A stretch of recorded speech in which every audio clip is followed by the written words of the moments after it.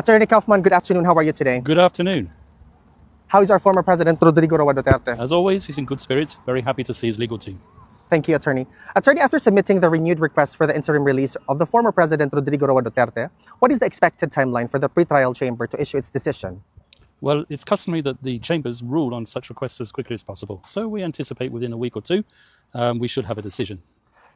Based on ICC practice, Attorney, are there specific procedural rules and guides how quickly such requests should be resolved? Well, they should be resolved. The statutory framework requires that requests for interim release are resolved as soon as possible. Attorney, regarding your motion to defer adjudication of the jurisdictional challenge, it is correct that the pretrial chamber must first decide on the interim release request before the turning to jurisdiction. Is that what we are aiming for here? Well, I don't think the sequencing is quite correct there.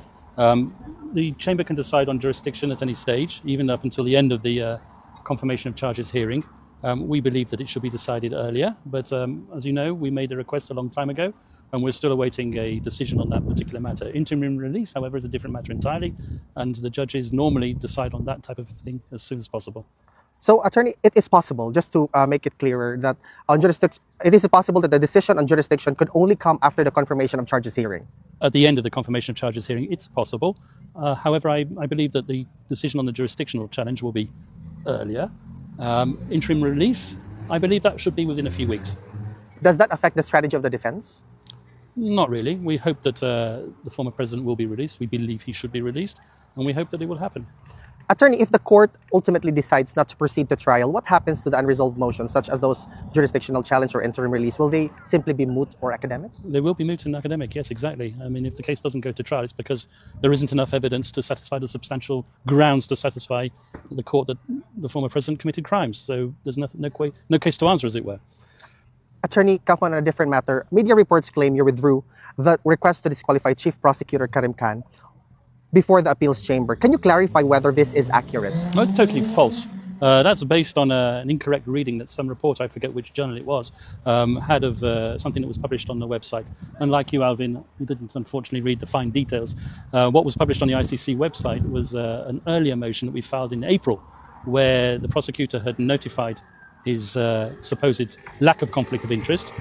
We relied on what's called the presumption of prosecutorial regularity, didn't feel that there was a need to basically contradict what the former prosecutor had said. I said the former prosecutor, the current prosecutor, but he's currently on self-imposed leave. And then, at the end of June, we were suddenly disclosed the motion that he'd filed on behalf of the victims that he had represented. He'd represented more than 100 victims. The number, the nature of the representation were not known to us in advance. That's why we have reintroduced the request for the disqualification of the prosecutor. Attorney, if the appeals chamber grants your request and Prosecutor Khan is disqualified, what would be the immediate and long-term significance of these developments? Well, immediate and long-term significance won't be too great because effectively, as I've told you just now, he's on self-imposed leave because of the allegations made against him. However, there is an additional aspect to the request to disqualify Karim Khan.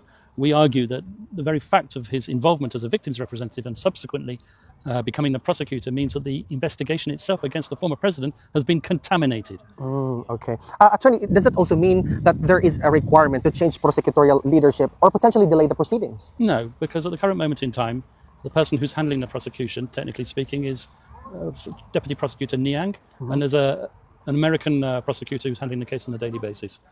Attorney Kaufman, media outlets have been criticized for inaccurate or negligent reporting on these proceedings, particularly on sensitive matters. What is your response to this? Well, I think it's justified criticism. People jump to conclusions on the basis of what they see on the website. They don't bother reading the fine print, and they see the glaring headlines, think it's newsworthy, and immediately publish without applying the brain too much. Do you believe that such reporting could prejudice public opinion or even affect the fairness of the proceedings? Sometimes it's liable to do so, indeed, yeah. Attorney, just to piggyback on that, given that during the administration of former President Rody Duterte, certain media reports were arguably published with negligence in fact-checking or appear to have been influenced by external directives, can such circumstances be invoked to challenge the credibility and evidentiary weight of media-based accounts presented before the International Criminal Court? Well, it's a rather long question, Alvin, but I'll do my best to answer. It's quite well known that at the International Criminal Court, cases start off on the basis of media reports. And in fact, one of the criticisms leveled at the prosecution in the past has been a heavy reliance on open source materials. In the present case, there has been obviously a large amount of media involvement. There's also been, however, a large amount of civil society organisations involved, victims' representations. The prosecution here have gathered substantial evidence, it must be said. So the case against the former president isn't totally relying on media material. I can put it that way. Attorney, in your recent submission on the organization of the confirmation of charges hearing, you indicated that you will have 30 minutes for your opening statement, 3 to 4 hours to address legal issues, and then 30 minutes for your closing. Could you share how you are preparing for this, especially in terms of structuring legal arguments and emphasizing key defenses? Well, I'm sorry, I'm not going to litigate the case here in a media interview. However, the prosecution and the victims today have published their anticipated schedule for the confirmation of charges hearing, and they're basically the same. They're both asking for 30 minutes opening and closing, 3 hours of submissions in the middle.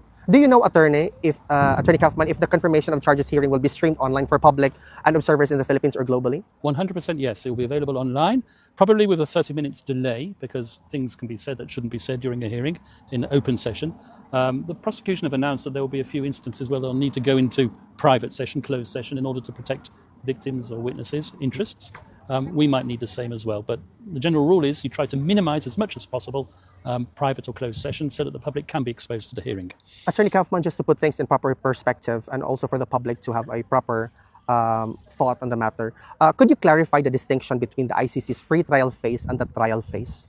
So pre-trial phase is when you're building up to this big hearing, which is going to take place in September, according to the current schedule, the confirmation of charges hearing. This is when the prosecution get the first opportunity to present their case, and the defense get their first opportunity to challenge the prosecution evidence. Essentially, the prosecution have to convince the judges that there are substantial grounds to believe that the suspect, in this case the former president, committed the crimes which the prosecution alleges he committed. This is a higher standard, a higher evidentiary standard than the reasonable suspicion standard, which is sufficient to get someone arrested. But it's a lower standard than the standard which has to be proved at trial, which is beyond reasonable doubt. So it's a kind of somewhere in between standard. And the prosecution have to satisfy the judges that there are substantial grounds to believe that the former president committed the crimes he's committed of. Once they pass that hurdle, if they pass that hurdle, then you get to the trial phase. And that's when witnesses are brought to testify and their evidence is tested by way of cross-examination. But there has been already news circulating that almost 300 witnesses have presented themselves to be witnesses for the case of the former president before the ICC. Does this mean that this is only going to be presented if we proceed to trial phase? Well, 300 witnesses is double the amount that I'm aware of, so I don't know where these extra 150 have come from. But anyway, be that as it may, the prosecution will announce the witnesses that it intends to rely on. It's not for the defense to decide which witnesses to bring. It's the prosecution who brought this case against the former president. It's the prosecution who have to prove this case against the former president, and they have to do it beyond reasonable doubt, so assuming they satisfy the substantial grounds to believe. Just one more follow-up on that particular question, Attorney. What kind of decision does the pretrial chamber issue at the end of this stage then? Whether or not certain charges are confirmed and suitable to go forward to trial. Yes, Banagmay from Sorry. Attorney Kaufman, given that Arturo Las Cañas, one of the key witnesses against former President Duterte, now faces an arrest warrant in the Philippines for cyber libel, how this affect his credibility before the ICC and the strength of the case against PRRD? I'm not allowed to comment on evidence. You have to excuse me on that. I can't comment on whether or not Las Cañas is a witness or isn't a witness, and I can't comment on whatever aspect of his evidence might be relevant or not relevant to the proceedings. You have to understand that every interview that I give is being scrutinized by the judges, by the prosecution, by everybody. Correct. So I'm being cautious. Okay. What can we expect for your defense team, led by yourself, of course, during the confirmation of charges hearing? A very strong rebuttal of prosecution evidence. More than that, I'm not going to give you in this interview. Okay. Attorney, this is just something that has already transpired. The presence of the former President Duterte's children in The Hague is a significant development for all of the spectators. How does this demonstrate to court that he poses no risk of flight or interference? Or is it connected in that sense? I'm not sure how it's connected. I think it's wonderful that they're able to visit their father. I think it would be even more wonderful and amazing if they were able to visit their father when he was released with guarantees to the country he's seeking to be released to. Attorney, finally, what message would you like to send to the millions of Filipinos who continue to closely monitor these proceedings and support former President Duterte? First of all, I would ask all the Filipinos who support the former president to put their faith in the judicial process.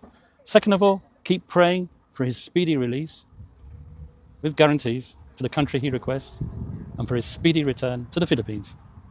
And I have a request from the Philippines administration and government. I'm still waiting to be invited. I want to speak to you people. I want to negotiate the former president's return now to the Philippines. Thank you, Attorney. Thank you. Do you believe Duterte was right to withdraw the Philippines from the ICC? Once again, I'm not going to comment on controversial issues. You're the guy who asked the difficult questions. Sorry. You have to understand.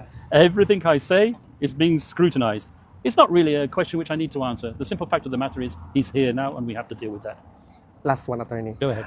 Sir, Attorney Kaufman, how confident are we that the ICC will grant our request for former President Rodrigo Roa Duterte's interim release before the confirmation of charges hearing? Is there a high chance that this will be granted? Personally speaking, I'm always confident. I can only speak for myself. I can't speak for the judges. We have a judicial process. We've done the best we can. We've argued everything possible. We just hope that the judges will agree. Thank you, Attorney Kaufman. Last question, not about this case, okay? Since you have been with the PRRD for a long time, what do you think is the most misunderstood part of PRRD's leadership? The speeches which have been selectively chosen. People can choose speeches which suit their purposes, but the former president made plenty of speeches which don't necessarily support a policy of extrajudicial killing. They don't. Thank you, Attorney He Kaufman. was a person who wasn't shy of using, can we put it, colourful language.